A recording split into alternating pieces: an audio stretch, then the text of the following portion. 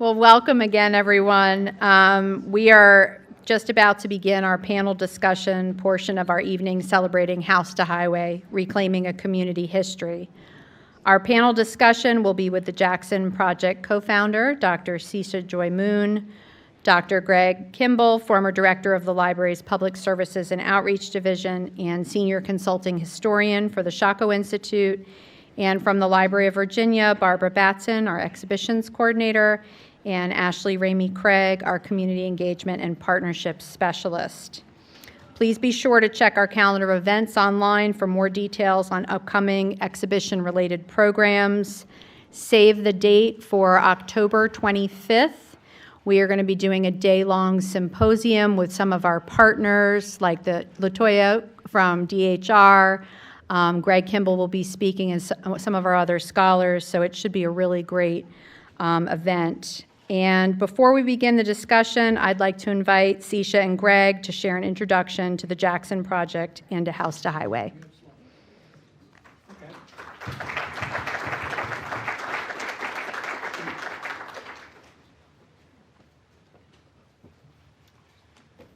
You insist?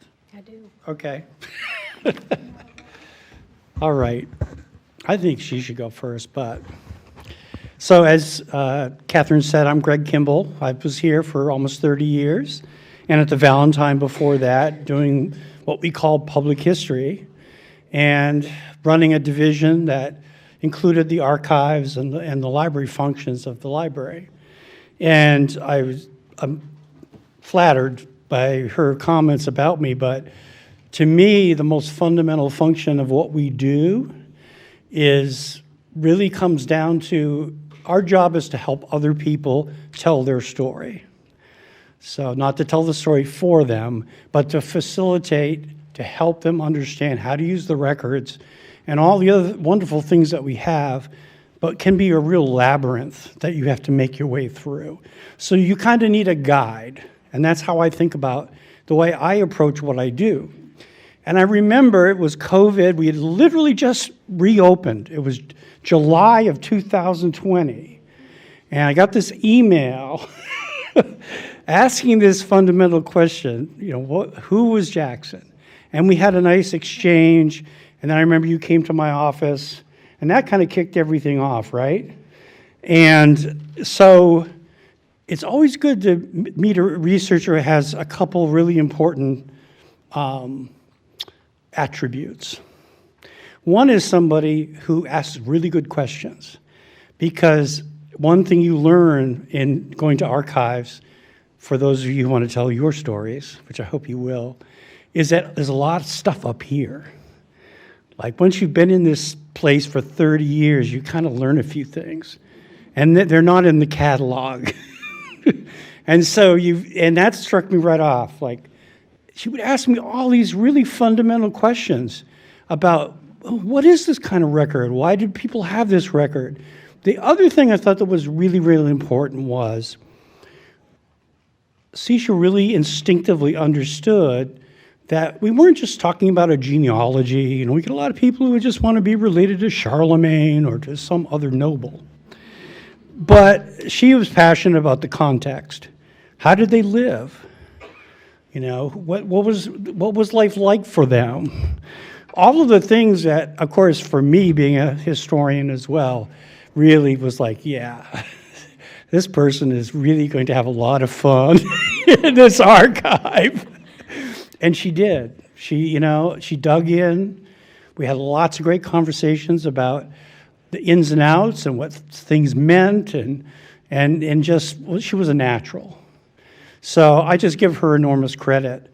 Like I said, for me, I was just the guide.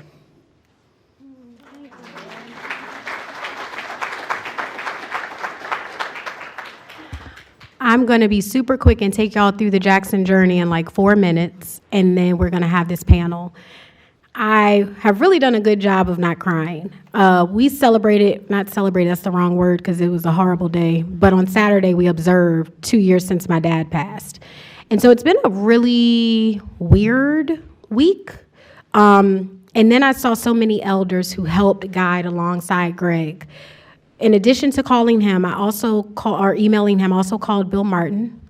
I also called the Black History Museum, and then we convened an elder call. And Dr. Carmen Foster, Gary Flowers, Anna Edwards, Janice Allen, Janine Bell, and so many others joined this call to also help us take a deep dive. And so to see you guys in this room today, I feel like it's a piece of my dad, and I'm really trying not to get emotional. And so just thank y'all for being a part of this journey. And I think we've been successful because we started with the elders. So.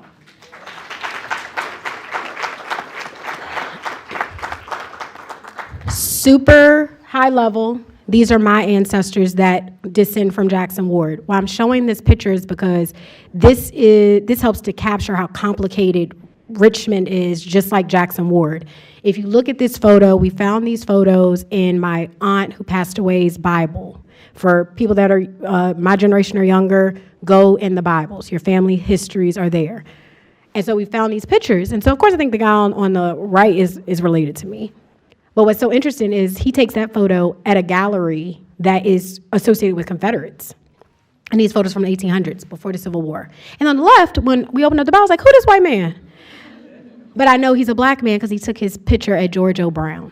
And so when we think about how complicated this city has been, I feel like my ancestors also helped lead us to the questions. These are some more pictures of our family from Jackson Ward, and we have the Theban Beneficial Club. My great-grandfather was a member, and the photos to the far right are at 416 West Marshall Street. Just dedicated to my cute old man. Some photos of just me and my sister. One of the first organizations, and I think Tamika's here, that helped to spotlight the work that we were doing was PBS alongside BLK RVA. And so visit Richmond. I mean, Catherine, Amy, so many people helped us to get our start. And it all started with the maps, which is why I shouted out LaToya, and I know Annie from University of Richmond is here. But the maps tell the story. Jackson Ward originally extended all the way down to near where the train station is. And when you look at this map, quite literally, they created a gerrymandered district and lumped all black people together. And when I thought about Jackson Ward, I always thought of it, June Jubilees, 2 Street Festival. I think of it as a community. I had no clue that 1871, it got its origins to try to limit our power. And so these maps tell a lot of history. As you guys know, we got our start with our first big activation for Giles B. Jackson Day for the 150th anniversary, and so many people across the community helped to chip in. This is some of the work from Unveiling the Vanguard, where we did mass street installations. And these are all of the ancestors that we honored. And that's how we ended up connecting, because what Greg also did not tell you, I came in here to ask who is Jackson. But when we were figuring out that we were going to do these honorary street installations, we wanted for it to expand the full arc of the ward. And so I came back to Greg and I was like, do you know who the first black homeowner is? He was like, actually, I wrote an article in 1994 about him. And I was like, really? He's like, well, we don't know too much. But then we started asking even more questions. And so that's how it's been a very organic process. When I say that we are very fortunate to have original copies between here and Henrico County, his will, his manumission, and his legislative petition for freedom are all, you can actually see them and feel them, which is incredible. This is what his house looked like originally, and I really want to capture this because you see how it's houses behind the house. He left property to his descendants so that they could build their homes. And so when I look at this, some people might say it's a shack, but for me, this is like our Monticello. This black man did this in 1700. And so just his vision is just, it never ceases to amaze me. And then what's been so devastating about the whole thing is to find out, of course, what happened to the house. But what's also been very timely is that the library has archives that we've never seen before. You've never seen the photos of the devastation to this degree. And they were waiting for us in the research room. And so I'm just really proud that we are telling the truth. And this is the house on the, I'm not even going to spend time on where the house is right now. Shout out to all the publications, to include the Pulitzer Prize-winning Michael Paul Williams, who has covered this entire journey. I can't even make it up. Shout out to Baskerville, Timmons Group, Team Henry. This is what the reconstructed site is going to look like, or at least phase one, because don't forget I need $3.5 more million. But it's going to be a beautiful space when it all comes together. Again, Andre's work, Riggs Ward, they far outdid themselves with the design. And I just wanted, one thing that Andre did not say, when we first came to Skipwith's story, there were European Skipwiths that operated from a baronetcy, and they had a coat of arms. And I remember, like, me and Anjali were just like, we're gonna give Skipwith his own coat of arms. And so this is our play on making sure that he gets the distinguished elements that he deserves. And if you guys went in the exhibition, you all heard a voice. That was his last known living descendant that William and Mary just so happened to interview in 1984. So that was, I mean, imagine, his history was hidden, but it was on record from 1767 is how early we can trace him to 1983. And as Dr. Lee was talking about the importance of your lineage, the fact that we can retrace this Black man's lineage this far back is just absolutely incredible. Shout out to Ross, shout out to Meredith Carrington, shout out to Barry O'Keefe, who have all brought their talents to this experience. And then just a couple of more photos. You know, when we received the land, two things. Skipwith was buried at his home, and that's really important because that highway took his body. And it's not the only body that the highway took. So we made sure to do an archaeological dig before we started digging to make sure that we respected and responsibly constructed this cottage. So you'll see photos of us doing archaeological digs, architectural analysis of the properties. This is when Mellon came to town in PBS. Brother Flowers is always our go-to. Tuck, and Gary. Then you're going to get a tour of the ward, okay? This is when William and Mary came. As you all know, a lot of people have done work with Run Richmond. This was reconnecting. This was the street dedication to my father. And the connection to Jackson Ward is he was over a decade, he served as the Sergeant at Arms for Crusade of Voters, which was founded in Jackson Ward. So we have a lot of memories with our father in the ward. This is the film crew for the documentary, the groundbreaking, the process of curated exhibition. Like, guys, I'm just a little Black girl from Richmond. I ain't never curated no exhibition at the library. So we just really try to, like, document every single piece. And Team Henry, if you all don't know, Devon and Patrick are the gentlemen who brought down the Confederate statues. So you think about how full circle of a journey it is, you know? It's just been so amazing. And so now I'm gonna leave you with the video, and then we're gonna, while the video's playing, I guess we'll bring the chairs up. And this video is by Meta Bastet, who is right there with her camera. And she was there from the moment that we signed the deed for that $1. And can I just say one thing? I was talking to Miss Agina, and I was saying they can defund our spending, but not our spirit. I need for y'all to understand tonight has been black. Black vendors, Black community organizations, Black food, Black stories, and it has been beautifully Black, and I just thank you all for taking the time to be with us tonight.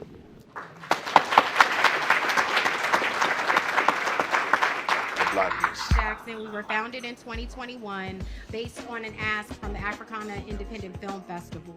Really, Anjali just wanted to activate safely in community during the pandemic, and she wanted to pair each of those communities with Black facts, and she wanted to do one in Jackson Ward.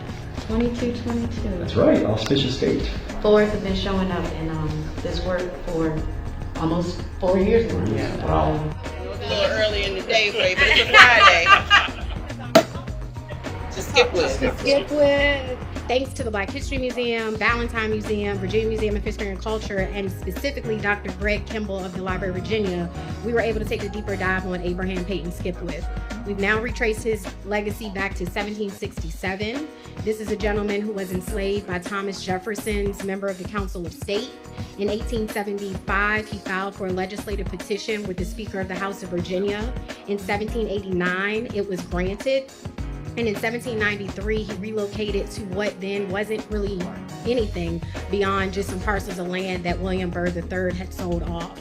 And he built what is the first Black home in Jackson, what will become Jackson Ward. And Abraham Skipwith being not only our founding father, but directly connected to the founding fathers as one of the witnesses for his legislative petition, was a signer of the Declaration of Independence.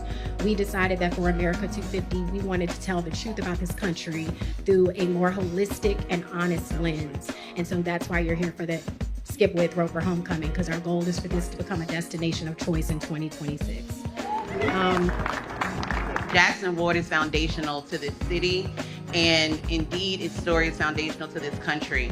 And so it means a great deal as two girls from Richmond to be able to be here and use this space as a place to build it up.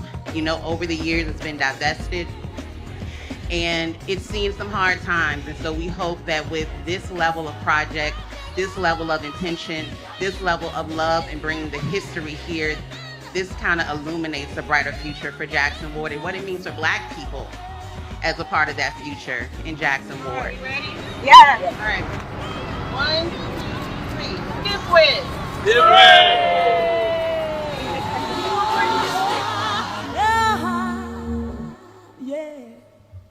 Phenomenal, madam.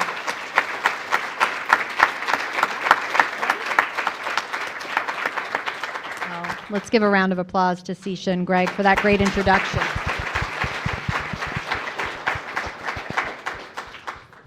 So I want to leave time for questions from all of you, but I wanted to talk a little bit more about this partnership and friendship, and kind of allow Barbara and Ashley to sort of share kind of their involvement.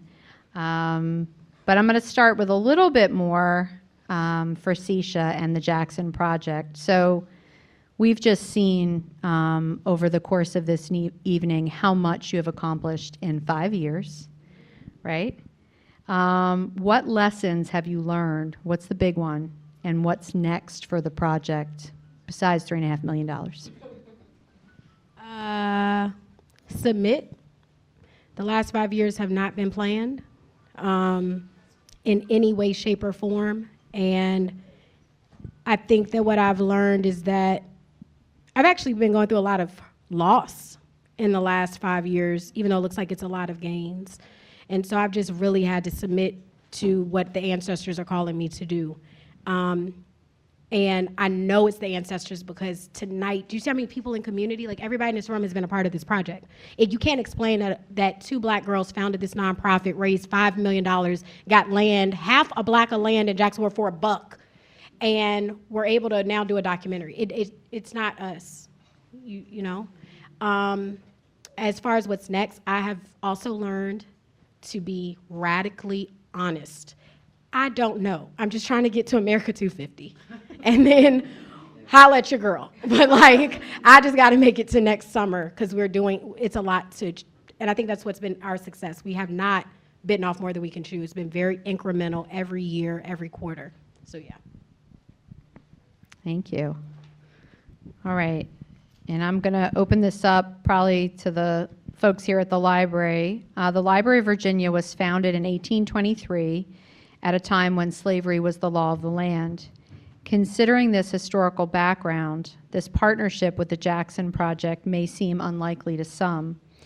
Can you tell us why this partnership was of interest to the library and how it has helped to demonstrate the importance of community collaborations? Ashley, you want to start us off?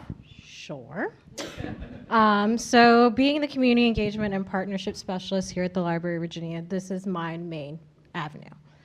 You don't usually see people that look like me in archives like this, and you usually don't hear their stories.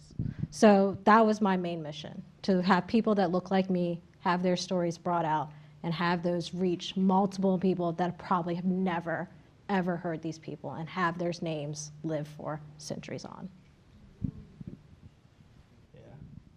I will say that Greg and I have worked together for a long time. Do you mean too long? No, not long enough. 40 years. Both at the Valentine and here at the Library of Virginia. And I will say in the 40 years that I have been here, I have learned so much more history than was ever taught to me in any history course. And I think that speaks to being able to talk to partners like the JXN Project, also working with partners when we did the To Be Sold exhibition here back in 2015. We had never done anything like that.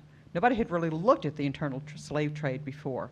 And being able to do that and to have such wonderful feedback from the community about how much it meant for people of the community of color to come in here and to learn, and to not even learn the history, because we never discover the history. It's always there. We uncover the history, and this is, I think, definitely to Cecia's point, that the history was always here, but nobody had bothered to look.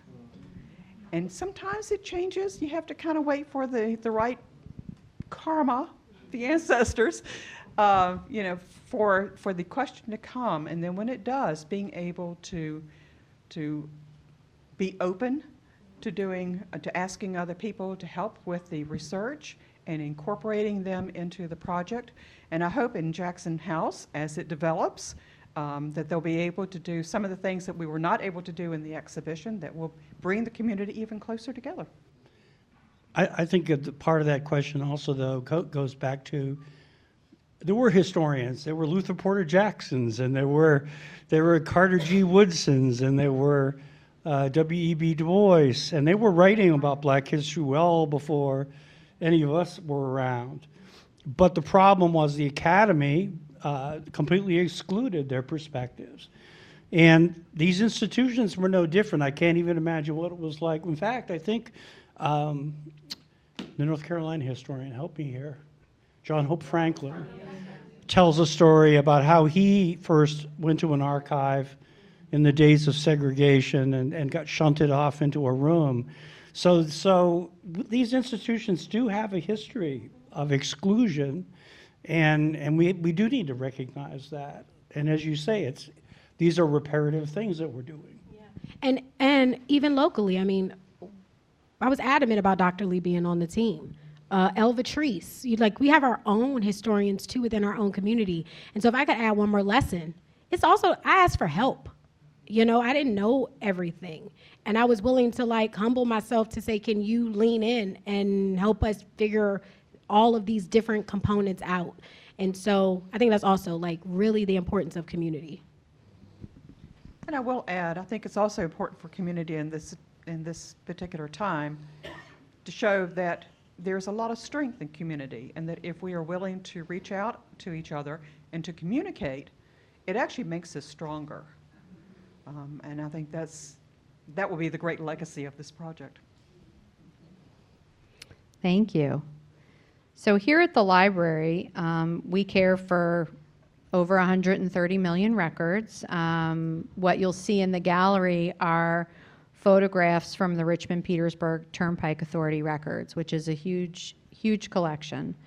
It documents the construction of the turnpike and provides photographic evidence of the destruction of Jackson Ward.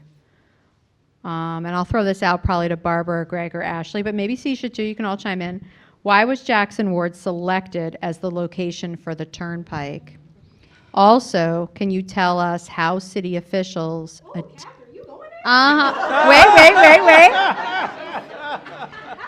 Obtain the land necessary for the turnpike. So tell us how it happened. You familiar with the term redlining?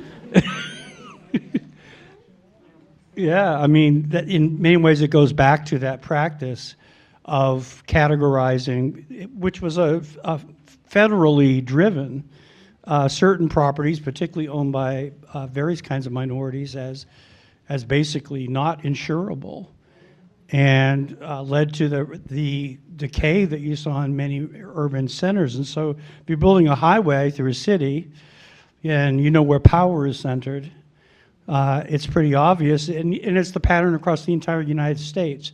University of Richmond has a really, really good website on redlining and its consequences that I highly recommend that you look at. So that's, I would say, one of the primary reasons. But the other sleight of hand was they built it through the state and then gave it to the feds, which was a way to get around certain restrictions that federal money would have had. And can I add one more layer? It started off at the city before it went to the state. So what you guys need to understand is that 2 referendums were presented at the city level. And folks like Oliver Hill and the people at 6 Mount Zion, they all got together and successfully ensured that those referendums did not pass. The original one was supposed to go through Monroe Park, okay? So black and white Richmonders actually got together to make sure that first referendum did not pass through. They had alternative routes that they could have taken. This was a choice. As LaToya says, this was planned destruction of this community. And so then that's when they pivoted it to the Richmond Petersburg Turnpike Authority at the state level. But this started in our community. Our neighbors made the decision to take away our homes and our businesses. This wasn't some pie in the sky situation. And when we think about intergenerational wealth, also bonds were used to fund this highway. So there's still families making money off of this highway, okay? Like, you really need to go in these record rooms and really understand what happened, because it's not stuck in 1940 and 1950. It still carries a significant legacy today. I didn't think he was gonna go there. No, that's absolutely right. Barbara, you want to say anything about eminent domain? I think Cece just got it, so, you know, that's. You knocked it out of the park. I will say that going through the photographic collection that's part of the RPT Authority papers, it really brings home the fact that they would photograph photographs of the destruction of the houses, and knowing that the people were there or had been there, and that it's not just a house, it's a home. And it really, it's hard to look at those images and to not feel something about that. And knowing that a number of the houses, a number of the homes were owned, they were owner occupied. A lot that were dilapidated were owned by, how shall we put it, absentee white landlords. Like, you know, in rental, those of us who know rental agents very often don't want to spend a lot of money.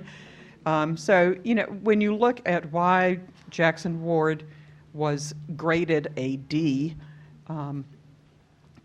you sort of understand it's who has the power and how can you push back against that power. And it speaks well of the community that members of 6 Mount Zion and Oliver Hill were able to at least push back somewhat. Sadly, not totally. I want to also say, I came here in 1986, and I'm a Yankee, like a real Yankee. I'm from New Hampshire. And I thought I'd gone back in time, man. I was like, whoa. Now, there's some Yankee arrogance there, right? But when I saw the people defeat the ballpark in the bottom was when I knew things had changed. Because when I came to Richmond, that would have happened. Because there were like 5 white guys who got together at the Commonwealth Club and pretty much decided what happened in the city. So you do have power. And I think increasingly, people have woken up and taken a more active role. You also have to think about the motive of why they picked Jackson Ward. It's going down Monument Avenue and looking at the Confederate monuments. Everybody from the north, they thought, wanted to come through the Richmond Chamber of Commerce to see the Confederate monuments, see the Robert E. Lee monument, see Jeb Stuart, see Stonewall. They wanted to see that and then go see the beaches. They wanted to make sure the money stayed in the city and then left. Yep. Yeah. Thank y'all. So Jackson Ward has had many nicknames over the years. We mentioned a few of them collectively tonight: Harlem of the South, Black Wall Street, the Deuce, Little Africa. What was so unique about this neighborhood? And then how did the construction of the Richmond-Petersburg Turnpike alter this community? So, by show of hands, who knows what urbanized enslavement is? Correct, not the full room. I had no clue what it was. Correct. But you know, like when I've been very much so indoctrinated with when I close my eyes and someone says slavery, I'm all of a sudden gonna see somebody on a plantation picking cotton or tobacco. But Richmond was more complicated, just like Baltimore, New Orleans, and a handful of sister cities. You know, during the Industrial Revolution, you have these waves coming, technological waves. And what you had is that you had laborers who are moving from the county and coming into city center. They're actually helping to produce these products into manufacturing plants. So that's why you have a Tredegar Iron Works. And so when you think about like of Henry Box Brown, the reason why he was able to ship himself to freedom is because he was a day laborer and he wasn't even living or in the eyesight of his enslaver. And so I didn't understand about the leasing of enslaved laborers for days or weeks or months. I didn't understand what grog shops were. You know, you don't hear that there were black-owned businesses in the 17 and 1800s, well before emancipation. And so when we think about why Jackson Ward, it's because, think about it, these are black people who now are educated in some regards, who are not living with their enslavers in some regards, able to earn additional income so that they can manumit themselves when they get into that specific window. And so then by the time the Civil War comes, we're dangerous because we understand our power. We have economic power, we have intergenerational and a self-identification as it relates to power, and now we have political power. So that is why the timing of Jackson Ward made so much sense when we started to really understand it. And so as far as now, I will just say one thing. Yes, I think that we're saying you have a responsibility to go upstairs and find your answers. But also, to piggyback on that last question, they're making decisions for our lives every single day. There was a planning meeting yesterday. Last week was a urban renewal meeting. I don't know all the city commissions. But every single week, they're in a room still deciding our future. So I also pray that when you all leave here, that you all leave with an understanding that we have a responsibility so that this does not happen again, especially as we think about Richmond 300.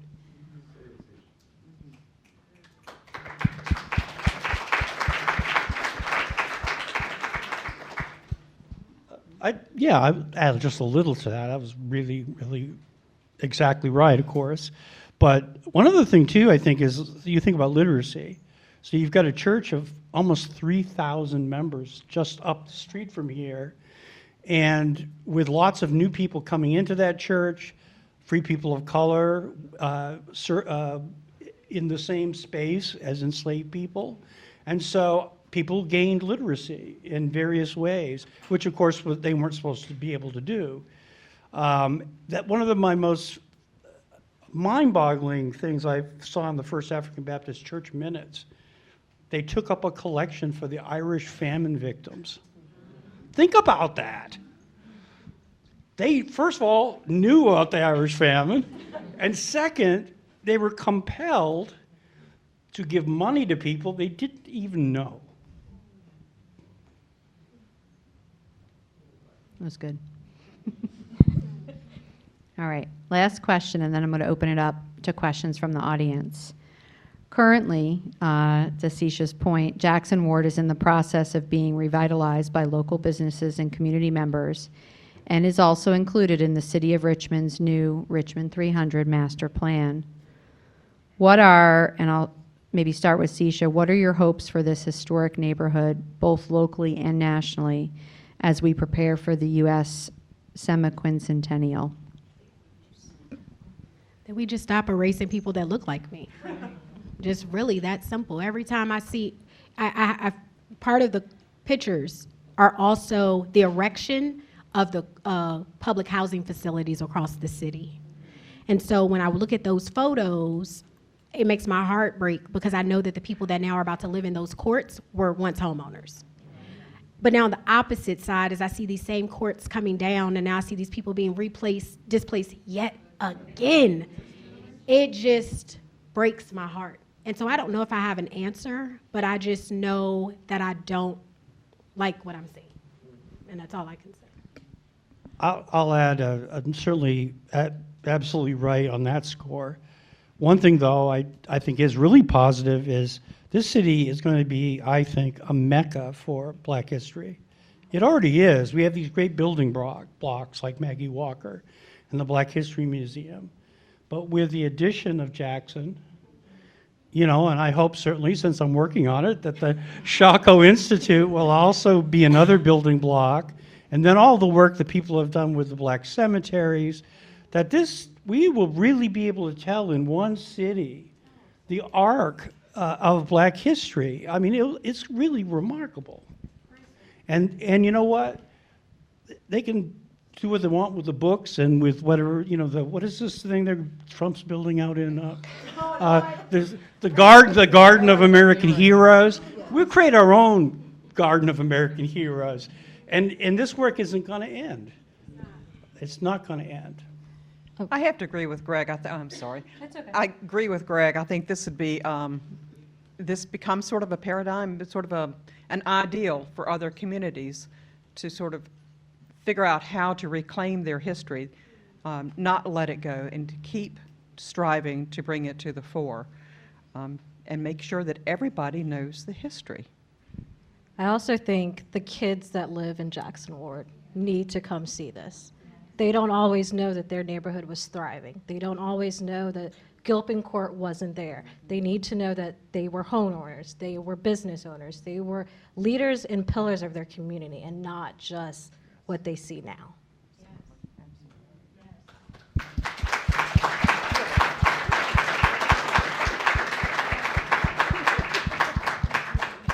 Thank you, Ashley. All right. We would love to take questions from the audience. So we've got microphones on either side. Yep, if you want to raise your hand. And it's my pleasure to be here.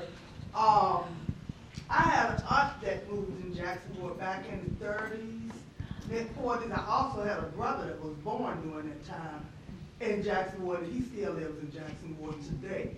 And when I was looking at one of the slides, it was the slides with some steps, and everything was tore down.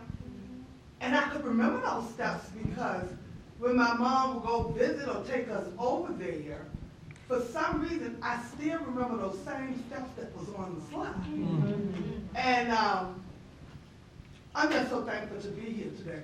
And the young lady in the peach shirt, I do apologize, I don't remember your name. Hi, Barbara. Oh. Hi, Barbara. My question is for you. You said back then Jacksonville was rated grade D. So in 2025, what do you think the grade is now? Oh, don't put me on the spot like that. I don't know. I don't like the idea of grading communities and grading neighborhoods, because I think there are people there, and there's so many layers of history. And it bothers me. I agree with Sisha.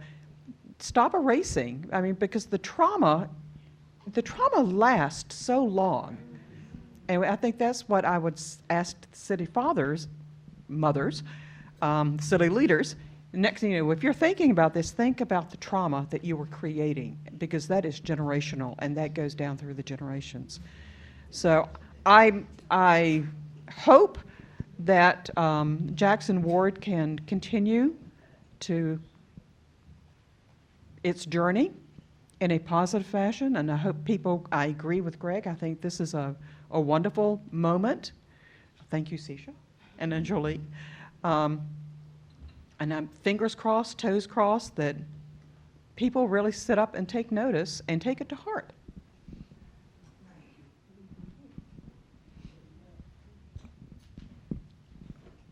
Good evening. Am I heard? Yes. Okay. I want to thank the panelists. I'm new here, but something. What's your name? I'm V. Wright. I'm new here, 2 years, 4 months, something like that. And I think the Yankee on the panel, and I say that with love. I used to live in Massachusetts, so I know there are several meanings of Yankee. But you mentioned something to the effect that it's a playbook across the country, and it is of black neighborhoods, just sort of, eminent domain, et cetera, whatever. But the point I want to come to is, as for me, someone who's new here, who's tried to become involved in the community. I live in Shockoe Bottom. Most of my involvement is with Church Hill, because at the moment Shockoe Bottom is a very transient neighborhood, and Church Hill is not. And I've been to the Library of Virginia for any number of events sort of like this, and I always hear these kind of really meaningful and useful and needed conversations like this.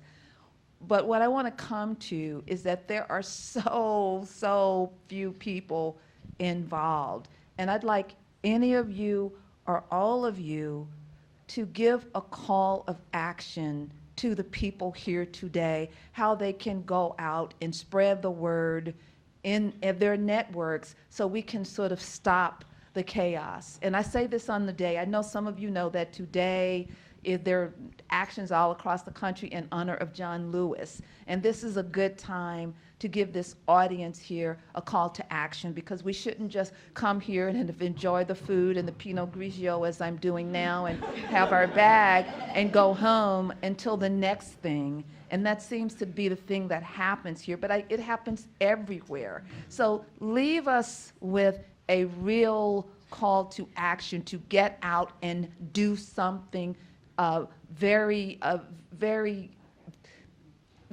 I've lost my noun, to like move the ball forward so we don't have a repeat, because we want to move forward and we don't want to continue to speak to the choir.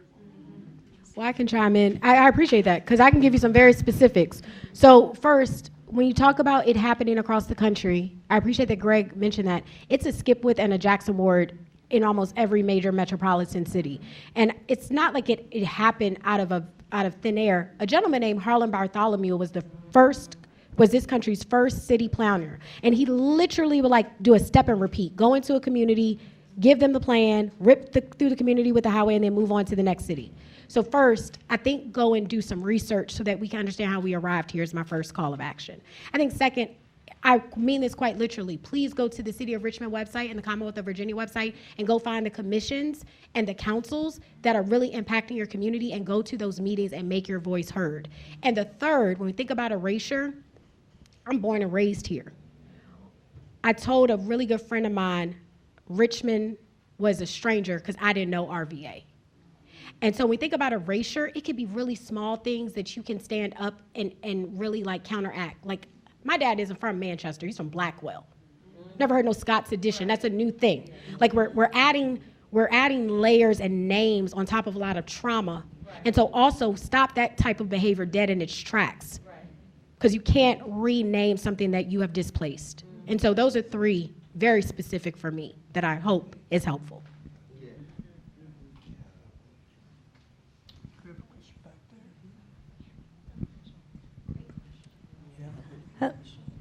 Well, I came here out of personal interest, but I am wearing my name badge. I realize I work for, and my colleague and I work for the Regional Planning Commission. It would be terrible for me as a community engagement coordinator to sit here in the room and not let you all know that there's not only planning departments for each of the localities, but there's a Regional Planning Commission. And I have a job, which is to let you all know that your voice is encouraged, wanted, sought after. I mean, I get paid to find ways to make it easier for each one of you to participate in the regional planning for the future. We plan 25 years out.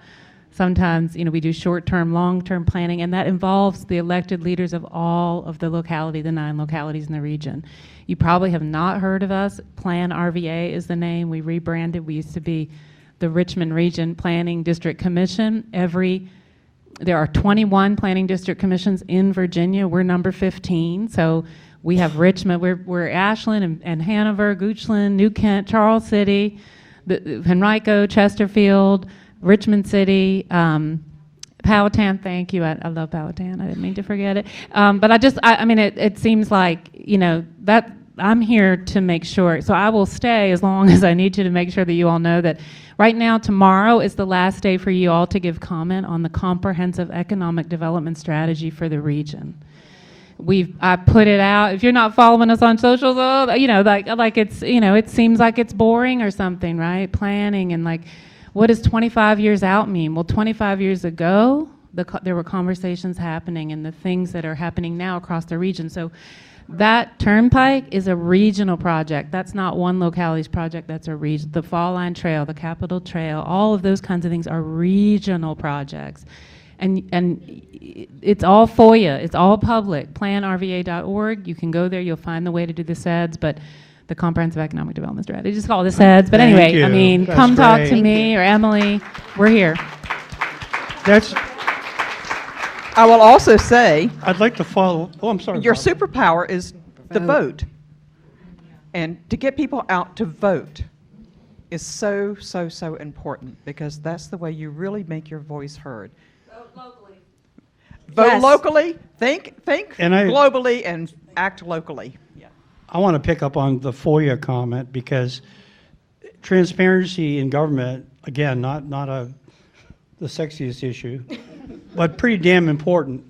And guess what? We're losing a lot of legacy medias that would have reporters who would be digging into this stuff and doing the investigations. Because, a regular person who's just, trying to survive doesn't have the time to do this work. So support independent media. People who are out there who are doing good reporting, that are, letting us know what these folks are doing behind closed doors.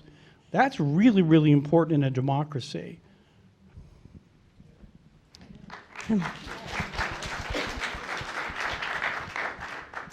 Hello, my name is Rhonda Sneed, and I work at the L. Douglas Wilder School of Government Affairs, such as a legacy. But my question is more kind of like, not in depth, but there's a road called Skipwith Road in Henrico, Virginia. Is that named after Abraham Peyton? Across the state of Virginia, you have like 3 pockets of Skipwiths. You have Richmond area, you have like Williamsburg, near like the Shirley Plantation, that particular area, and then you have UVA and Charlottesville. And you'll find that there are white and black Skipwiths in pretty much all of those areas. So know that, unfortunately, that street's not named after him. But we do have a street named after Skipwith in Jackson Ward. There's Nice. Abraham Peyton Skipwith Alley. Yeah. Thank you.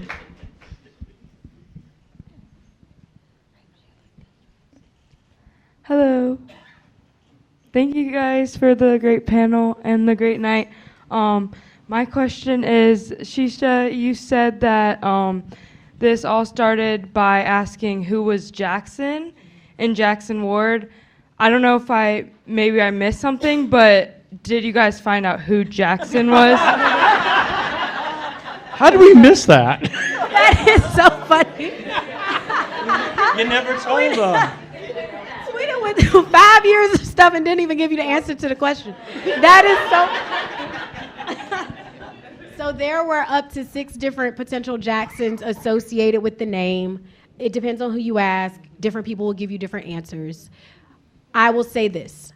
When you look at not just Richmond, but the surrounding areas, a lot of areas were named after Confederate soldiers in the 1870, 1871 timeframe during Reconstruction.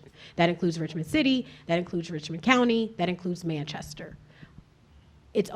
So overwhelming evidence suggests it's Stonewall Jackson, but we haven't seen anything that says the first name. However, that's why we also did Giles B. Jackson Day for the 150th anniversary, because for us, Jackson Ward is in tribute to the first black man to be barred to practice law in this state. So hopefully that answers your question, even though it's not definitive. But thank you, that is so funny. Oh my God, yes. And avoided putting that up there anywhere. Greetings, good afternoon, everybody. I'm Sheba. I have a question. I don't know if it was answered, but my question is, are they planning on revitalizing Jackson Ward housing projects? And if so, will it still be affordable living for residents? I honestly don't know the answer to that, but I would hate to put somebody on the spot, but I'll tell you somebody who fights for this neighborhood every single day. Is Janice Allen still here? From Historic Jackson Ward Association? I don't know the answer to that, but Janice Allen from Historic Jackson Ward Association would be the best point of contact to really take a deep dive on what decisions are being made in the community, because she is the advocate for the ward. Because I understand they do have a weed and seed program, and that can mean many of things. However, weeding certain people out of their community to seed in a new community, and that was part of my question. Thank you.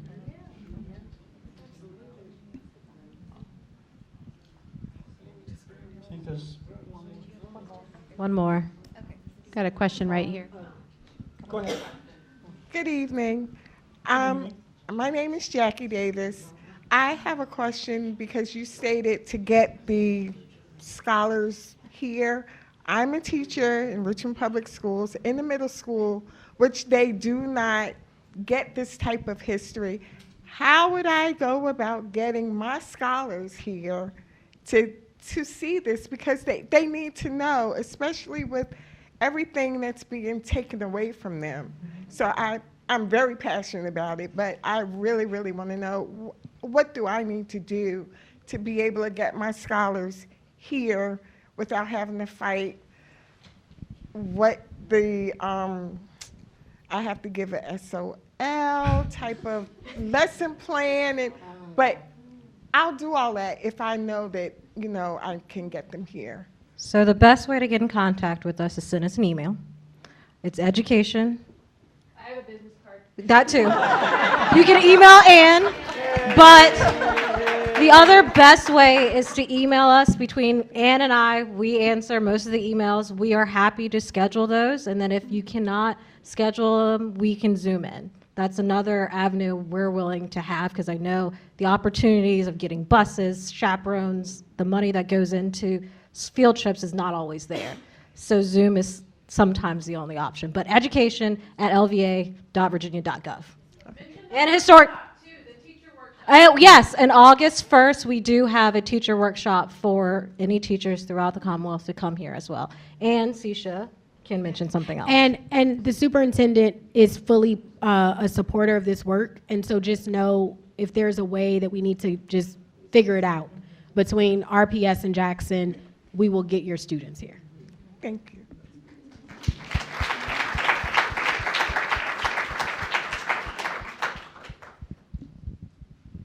Hi. Okay, can you hear me all right? Yeah. All right. My name is Janice Libran, and I'm concerned that I don't see anyone on your panel who's grown up and reared in Jackson Ward. Can you tell me why there's no representation? Well, we have programming throughout the end of February. So this is the launch, and we're really talking about the curation of the exhibition. So we have Gary. Is Gary still here? No. Gary's doing tours. When do your tours start? September, October? Yeah. So we have the community all throughout. I mean, it might not be on this panel because we launched today and we're talking about the curation, but we have the community in every single part of this exhibition. Sisha, you do have one community member that's on the Jackson Ward. True. My family is in Jackson Ward. My family owns the dry cleaners that's on First Street, Moselle's Dry Cleaners. That's my family. My grandfather has been there. He doesn't want to give me his age. From a young man up until this year, up until every day. He goes there every morning, and you'll see him every afternoon. So, Charles, yes. Wow. So everyone's going to recognize me now and run to him. And he's going to be I like, didn't think you were oh my gonna goodness, tell my it." granddaughter is here. So yes. But continue on with your statement.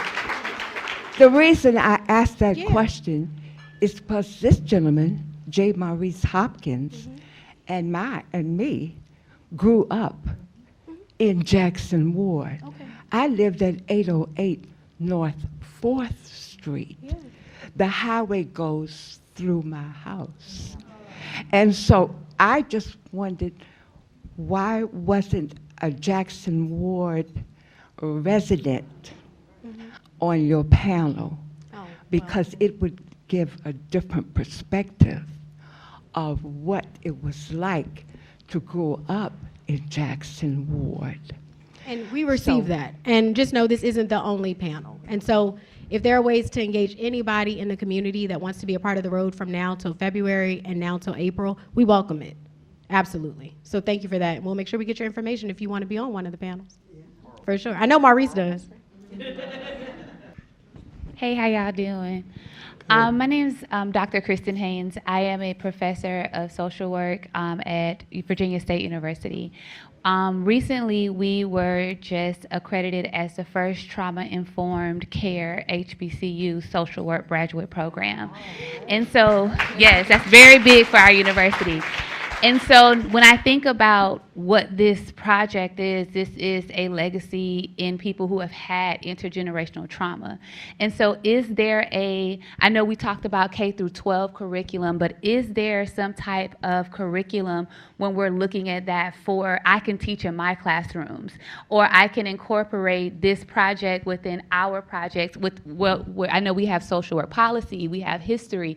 How can I incorporate elements of this project? Because many of my students are interning in the Richmond area. Many of my students are from Richmond, and many of them who aren't from Richmond are probably going to locate here because it's the place to be. So how can I send out agents of change from my classroom to be able to know this information, to have this zeal that I feel right now? And I'm from Florida. I've only been here a couple years, but I'm like, how can I champion for Jackson Ward right now? Are there plans for the future to maybe even getting some professors to create that type of curriculum together in partnership with you all? I think that's amazing. I mean, just like we took that feedback, we're open to feedback. So I think that's a really key area. And I'll be honest, I didn't think Ashley was going to share that she was a descendant of Jackson Ward. And the reason is because her grandfather doesn't like talking about it. It is a source of trauma for him. And so I think what you're saying is also very fair, and would love to get your information, because I think that that's something that we should probably explore, because we really have been talking about it. There have actually been, I received that you guys will actually be open to talking about it. We've actually had a lot of elders who said, don't talk to me about this. So I guess we got to find a happy medium. So thank you for that. And give them maybe the tools so that they can effectively talk about it. Yeah. I think People reach out to you.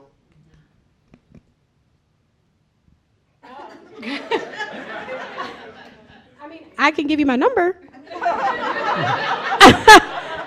Your email. Oh, yeah.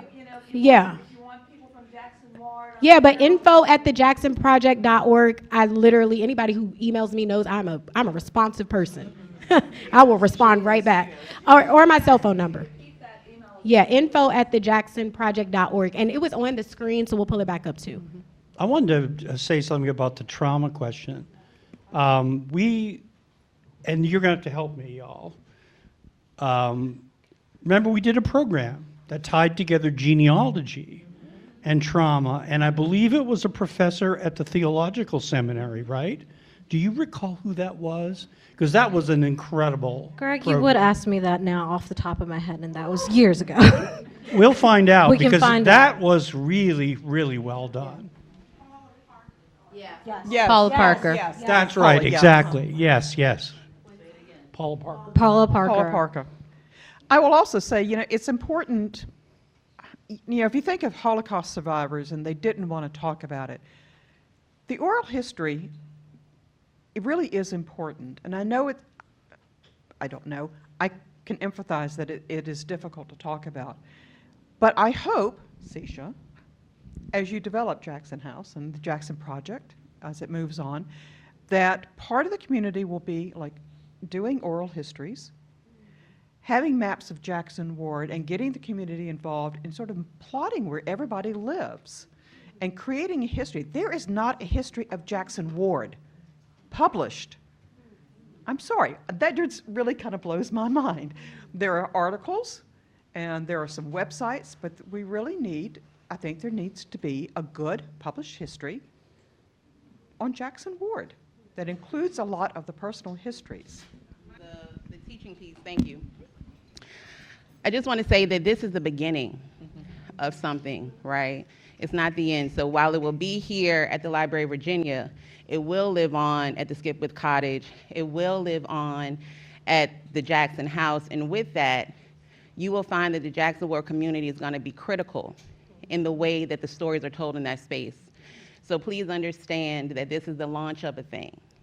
And we look forward to inviting everyone in to tell more of their family stories, the intricate stories of Jackson Ward, the way that people were impacted, and the resilience of the place. And so I just want to really plant that seed and piggyback off of what you were saying. So much work will be done at the Jackson House with the launch of the Skipwith Cottage that hopefully everyone feels seen and heard over time.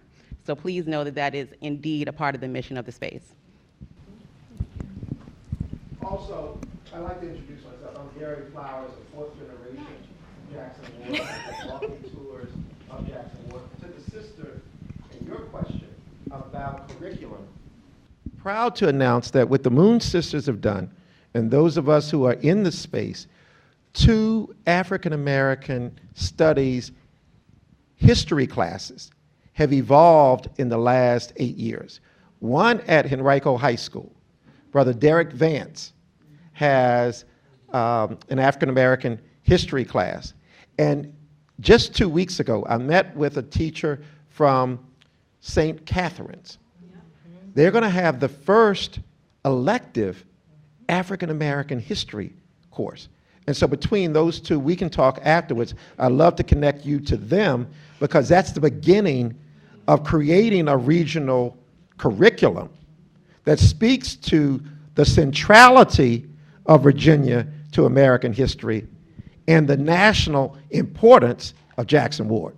And can I add 2 more schools that have weaved in this work in their curriculum? Collegiate High School has done the same, as well as Real Richmond, which is a course with Richmond Public Schools. So thanks for calling that out, Brother Flowers.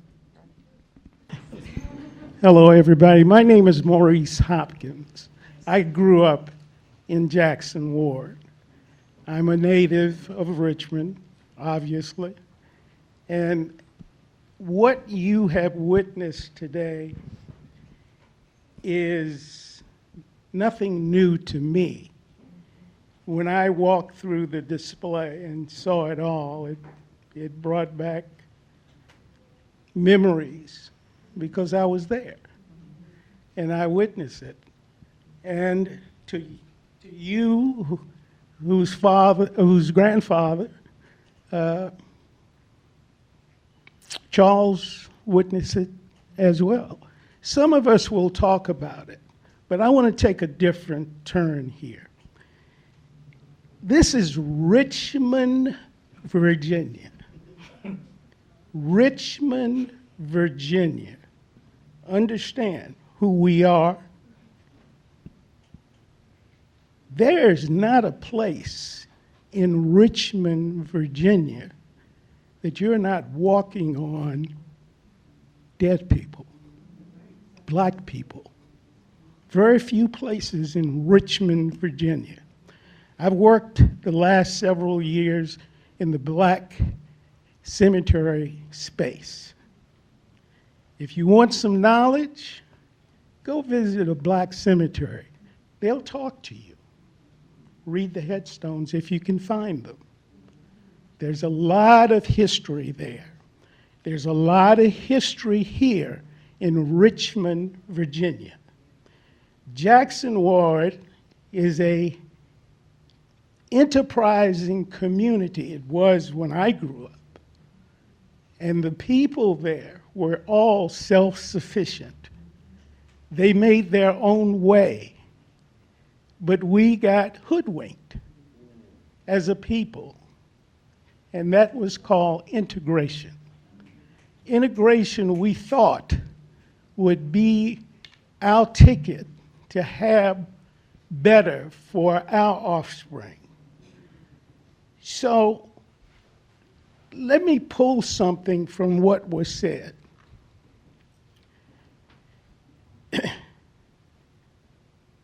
I've worked with having the Maggie Walker statue at Adams and Broad. I'm a big fan of Maggie Walker. Everyone knows that. I am the most outspoken alum of Maggie Walker High School, which you'll never find in Wikipedia. It doesn't exist anymore. You pull up Maggie Walker High School, you'll get the governor's school. No more, no less. There's no history about Maggie Walker High School that existed for 41 years from 1938 to 1979. She grew up in this community of Jackson Ward. Remember, there's a lot of history here. You need to know it. What was said here was that we need to be involved with the commissions of the city, the art commission, the urban commission, whatever.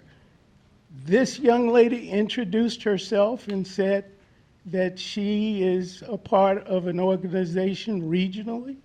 I knew absolutely nothing about it. I dare say that most people didn't know. And now she puts on a deadline, by tomorrow, you need to submit. Well, it's nice to know, but how can we engage? How can we know these things? Listen to me clearly. The city of Richmond is where we start. We need to engage together as a people, a unified people, with the mayor's office, with city council, with all these commissions, because what they did in redlining years ago, they can do it again. And it's happening because we don't even know it, okay? Just that quickly. So my advice and my recommendation is that you continue to do what you're doing. Advise, inform, and let this new generation understand that we're still under siege. You know, it's almost been 100 years in Jackson Ward, and look at Jackson Ward today. 100 years, look at it. You want to rate it? It was a D then, it's an F now, or lower. It can do better. We all can do better. And I ask you, please, for the salvation of yourselves and your children and your grandchildren, let's do better as a people in the city of Richmond. Get involved. If you see something, John Lewis, do something. Say something. Do it. Thank you.